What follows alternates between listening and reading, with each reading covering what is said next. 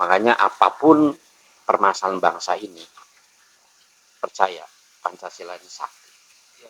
Ya, dan itu memang sudah urutannya. Keadilan berarti ada permasalahan mengenai sistem. Kan gitu loh. Permasalahan sistem karena kita nggak punya persatuan. Ya gimana kita bicara sistem kalau kita sendiri nggak bersatu, kan gitu. Kita nggak bersatu itu karena masalah apa? Karena masalah kemanusiaan. Tadi, ya membinatangkan saudara kita, nggak akan mungkin bersatu. Binatang sama manusia nggak mungkin bersatu, kan gitu loh. Ya, nah, gitu. Nah, kita nggak punya kemanusiaan karena apa? Karena kita nggak percaya Tuhan.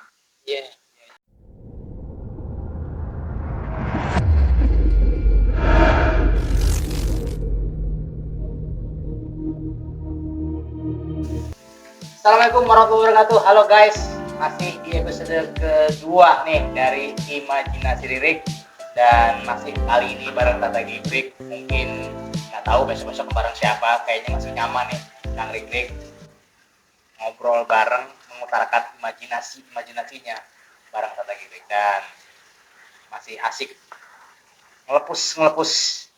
Ini sedang memikirkan imajinasi apa lagi nih kira-kira Kang Ririk.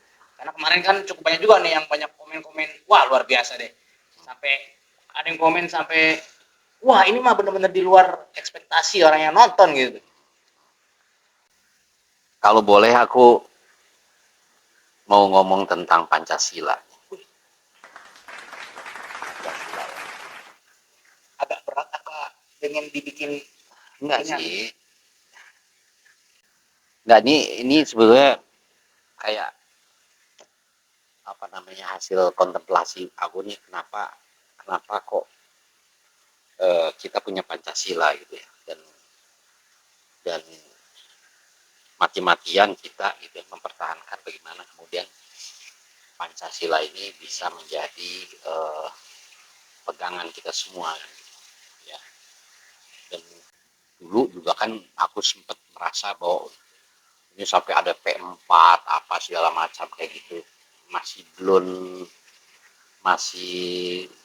menurut aku masih abstrak tadi gitu ya.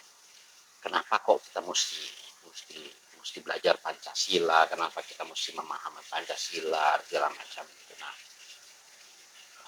belum lama ini aku kepikiran gitu ya, ini kalau toh misalnya Pancasila itu way of life kita, mestinya memang Pancasila ini harusnya menjadi solusi dari setiap permasalahan bangsa gitu loh. Ya. Nah, akhirnya aku coba lagi merenung-renungi, memahami Pancasila ini apa gitu ya. Dan akhirnya memang aku dapat konklusinya ya, bahwa ini Pancasila memang benar-benar sakti gitu loh. Tapi sebenarnya Pancasila, saya potong nih. Ini Kang Ririk bicara soal Pancasila kan sebagai dasar negara kita ini, ada versi dari Supomo, ada versi dari Yamin, atau versi Bung Karno nih yang kita pakai sekarang nih. Pokoknya versi pelajaran di kelas-kelas gitu kan, gitulah, itu udah dari 1 sampai 5 lah. Kita pahami dulu, karena ada sebagian orang mungkin di luar sana yang punya imajinasi tentang Pancasila ini bukan versinya Bung Karno yang 5 sila, yang dengan urutan-urutan yang kadang masih diperdebatkan. Betul. Ya bahkan sebetulnya kan ada tendensi bilang bukan Pancasila kan gitu. Jangan-jangan udah bisa dibikin satu kan gitu. Itu kan beberapa kan gitu loh ya. Padahal kalau menurut aku Pancasila tetap mesti 5, dan itu 5 itu ternyata itu adalah sequence gitu. Ternyata 5 itu adalah satu urutan yang dimana menjadi tahapan dari parameter kemajuan bangsa kita ya. Ini kan sepemahaman aku nih, Pancasila kan ya jelas Soekarno memiliki peranan yang sangat besar gitu di dalam menyusun Pancasila itu. Tapi ini kan Pancasila merupakan keputusan bangsa, kan merupakan konsensus bersama, dan itu juga melibatkan para ulama segala macam di dalam melakukan pembahasan. Maka sebetulnya kalau ada sebagian yang masih meragukan Pancasila ini Islami atau enggak, nah kalau menurut aku ya itu harusnya artinya mereka masih mempertanyakan kehadiran dari para ulama pada saat membahas mengenai Pancasila, pada saat ada wakil-wakil dari Islam. Iya kan, wakil-wakil Islam kan di situ pada saat pembahasan. Nah, di GPUPKI itu kan. Nah justru yang sekarang saya lihat itu sebetulnya Pancasila itu ternyata ya kalau aku pahami pribadi itu sebetulnya ya ini mohon maaf ya saya bukan pretensi untuk jadi ahli agama atau ustadz atau apa gitu ya. Bebas kan ini imajinasi ya, sendiri. Jadi bebas saja. Jadi silakan Kang. Jadi aku melihatnya justru ini adalah perjalanan dakwah Rasul. Gimana bisa kok Pancasila Abang asumsikan sebagai perjalanan dakwah Rasul? Dari mana itu imajinasi datang? Iya, karena ternyata yang dilakukan oleh Rasul itu dalam membangun umat pada saat itu, gitu ya, kepada satu dari kondisi yang sangat jahiliyah menjadi kondisi yang sangat beradab, ya, dan kemudian makmur, itu melalui 5 tahapan, gitu loh, ya. Kita pahami bahwa sila pertama itu kan ketuhanan yang Maha Esa. Jadi di awal Rasul mendapatkan wahyu, kemudian sampai ya kalau nggak salah ya itu di istilahnya masa di Mekah lah ya. Ya, termasuk ayat-ayat yang firman-firman Allah yang turun pada saat Mekah itu intinya membahas tentang tauhid, tentang keesaan Tuhan, bahwa tidak ada lagi Tuhan berhala-berhala persis ya, persis. Itu kan masih ada. Persis. Jadi benar-benar berhala. Pada saat itu dakwah dari Rasul itu adalah bagaimana kemudian umatnya itu bisa meyakini adanya keesaan Tuhan, gitu loh, ya. Dan kalau kita bicara tentang keesaan Tuhan, sebetulnya kita bicara tentang kepercayaan, tentang trust, gitu, ya. Trust ini kadang-kala kan tidak bisa terbangun dalam satu proses hanya yang terlihat, gitu ya. Tetapi bagaimana yang dirasakan dan itu yang ada di kepala, gitu kan. Nah maka dari itu ketika kita bicara ketuhanan yang Maha Esa, maka kita bicara terkait dengan trust, ya, trust kepada Tuhan, ya, trust kepada Rasulnya, trust kepada pemimpinnya, ya, trust kepada umat yang kemudian juga saling bersosialisasi, sehingga dasarnya adalah trust ketuhanan. Nah maka dari itu dalam konteks berbangsa, maka yang perlu dipahami adalah atau yang perlu dibangun sebagai basis pertama kali adalah kepercayaan, baik tentang kepercayaan Tuhan, adanya Tuhan dan kepercayaan terhadap keesaan Tuhan, yang dimana itu yang tidak hanya membuat adanya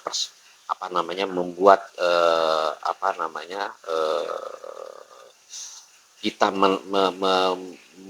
memahami dari sisi yang tadinya karena Tuhan tidak terlihat misalnya itu yang abstrak, menjadi kita meyakini bahwa itu ada, gitu ya.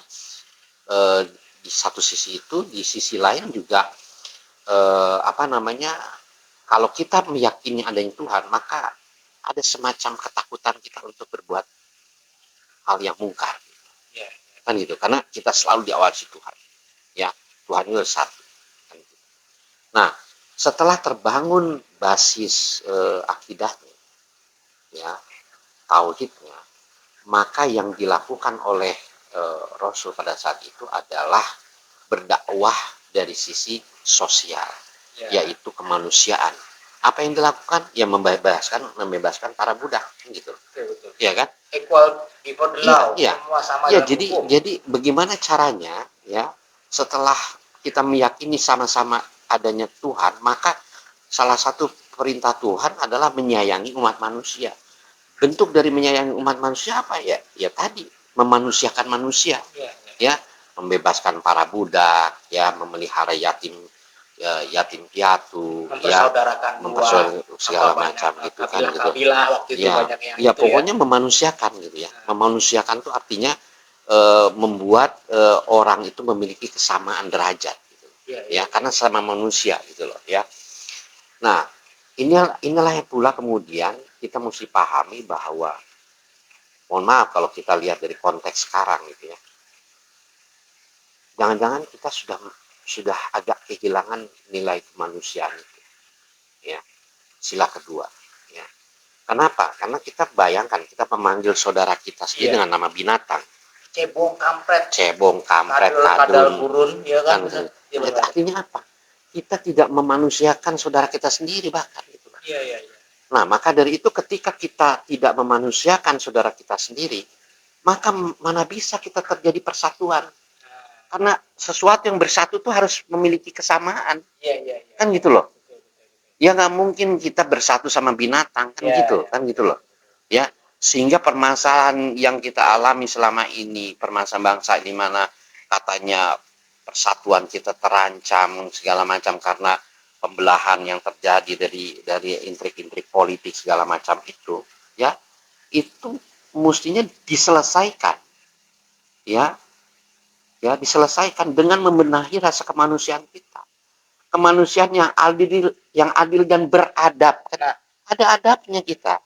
Makanya ketika orang yang manggil panggilan sebagai manusia, ya nggak beradab dan tidak melewati fase pertama berketuhanan dulu dong. Persis, bisa jadi artinya karena dia tidak memiliki tidak memiliki keyakinan kepada ketuhanan itu, terus kemudian dia tidak memiliki rasa kemanusiaan, kan gitu. Karena nggak punya Tuhan, bisa jadi ya kemudian ya udah bodo amat gitu loh, kan gitu loh. Dia nggak perlu merasa harus memanusiakan orang lain, kan gitu loh ya. Jangan-jangan dia menganggap dia Tuhan sendiri, kan gitu kan. Iya kan, nggak ada Tuhan buat dia, kan gitu loh. Nah, makanya sebetulnya setelah itu yang dilakukan Rasul adalah membebaskan para budak, membuat seluruh umat merasa sama. Pada saat coba Bilal orang hitam, kan gitu ya, terus kemudian Sayyidina Ali, ya, terus kemudian Abu Bakar, Arab segala macam, kan gitu. Semua dipersatukan bahwa kamu adalah manusia, kan gitu loh. Nggak ada yang beda, yang mau hitam, mau putih, mau kuning segala macam itu manusia, kan gitu ya. Maka dengan kesamaan itu terjadilah persatuan.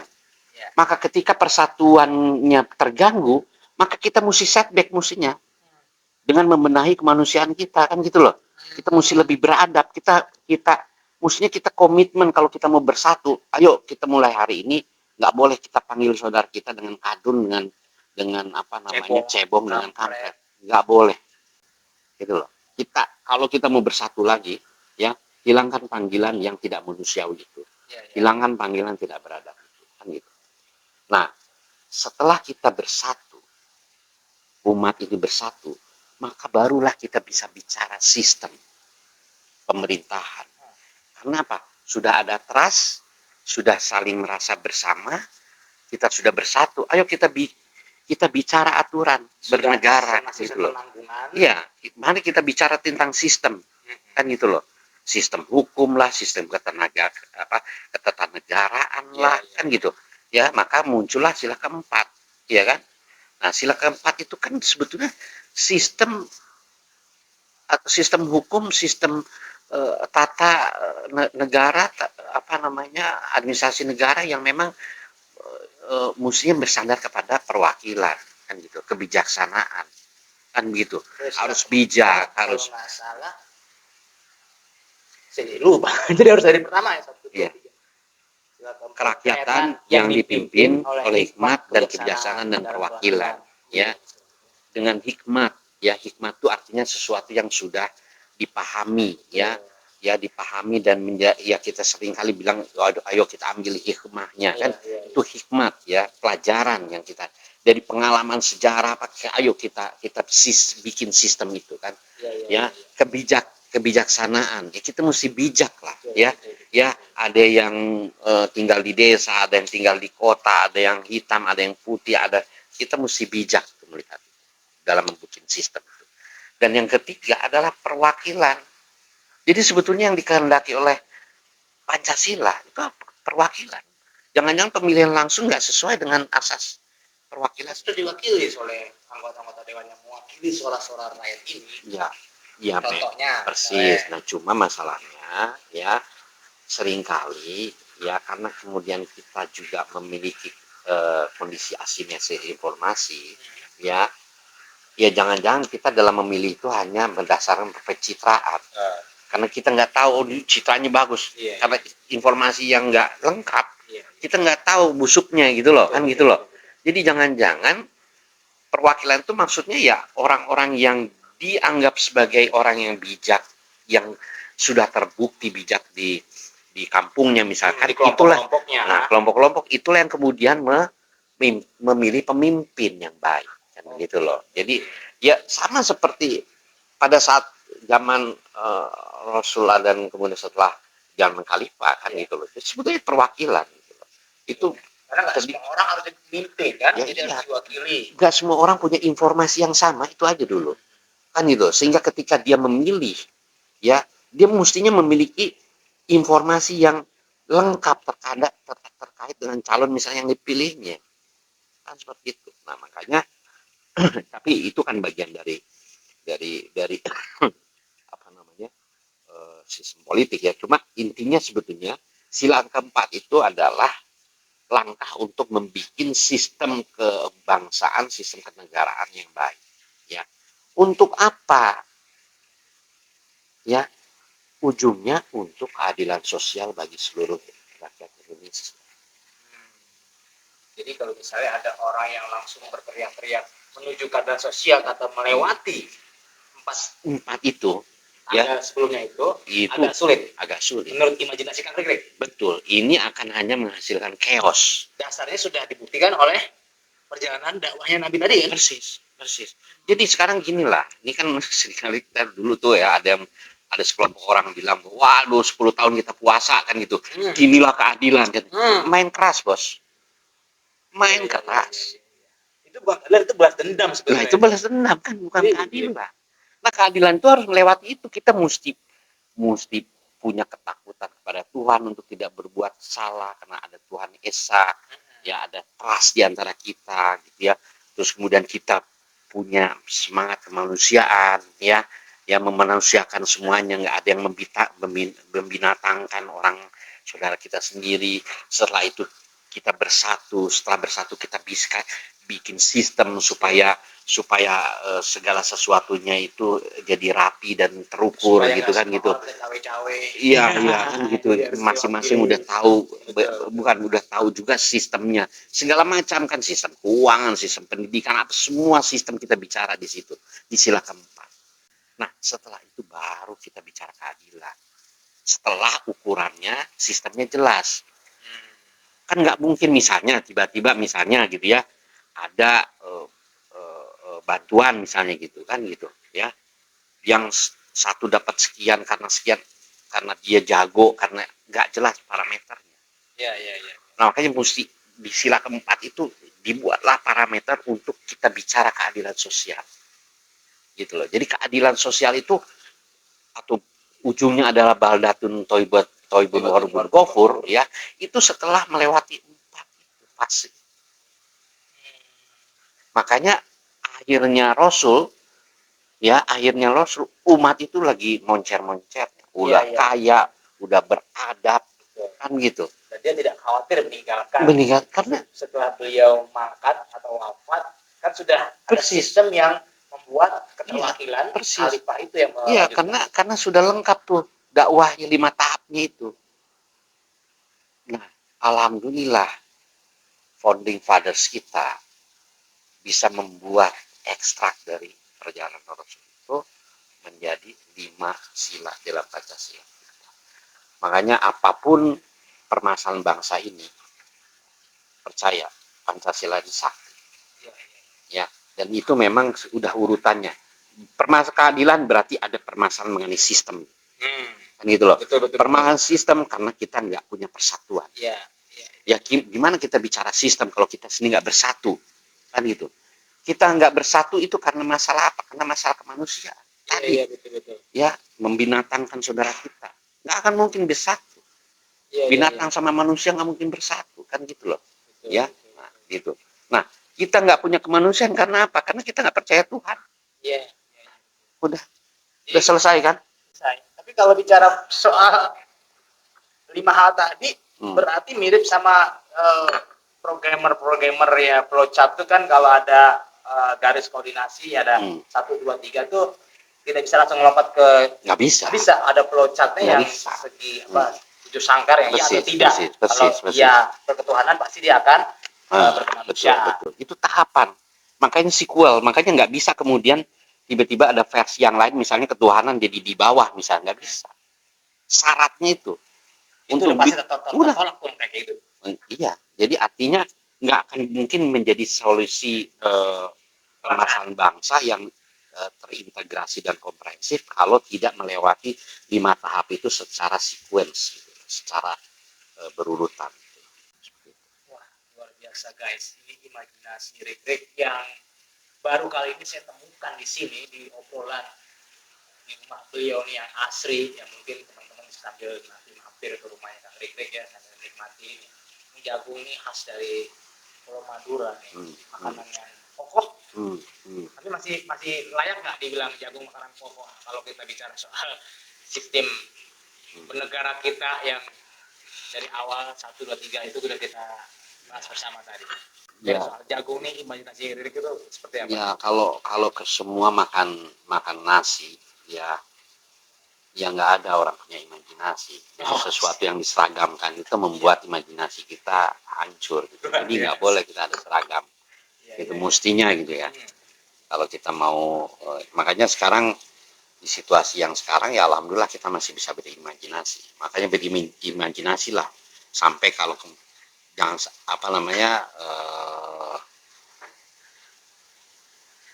mumpung belum ilegal menjadinya. Kayak jargonnya Warkop. Tertawalah sebelum tertawa dilarang. Ini kata Rick, berimajinasilah sebelum imajinasi masuk undang-undang ITE. Undang-undang ITE. Ya. Luar biasa ya, dari satu imajinasi kecil soal alur berpikir kita soal Pancasila, ternyata saya banyak menemukan ya insight lah gitu, bahwa apa yang kita pahami selama ini tentang Pancasila ternyata bukan sekedar jadi panduan kita bernegara, tapi bisa jadi panduan juga hidup kita, ya kan? Secara pribadi dan panduan untuk 2024 juga nanti. Iyalah, jangan kita memilih pemimpin yang hanya bicara ujungnya keadilan, tapi dia tidak bicara terkait dengan sila-sila sebelumnya.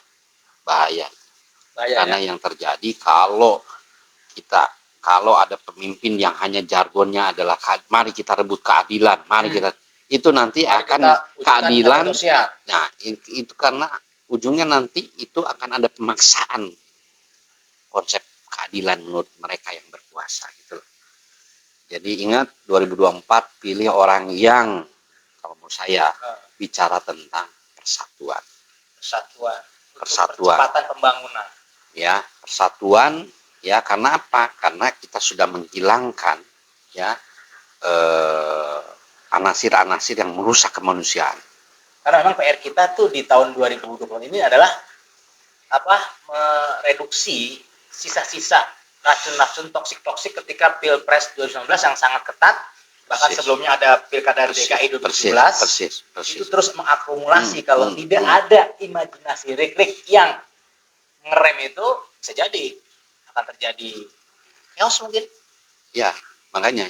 Jadi kalau menurut saya, jadikan Pancasila sebagai solusi untuk bangsa ini ya. Ya, jangan dijadikan hanya sebagai jargon dan itu hanya diambil satu pasal atau satu ayat saja gitu. Ya. Satu sila saja. Tapi mesti dipikirkan kita dalam proses yang mana. Apa solusinya ada di Pancasila. Insyaallah. Luar biasa.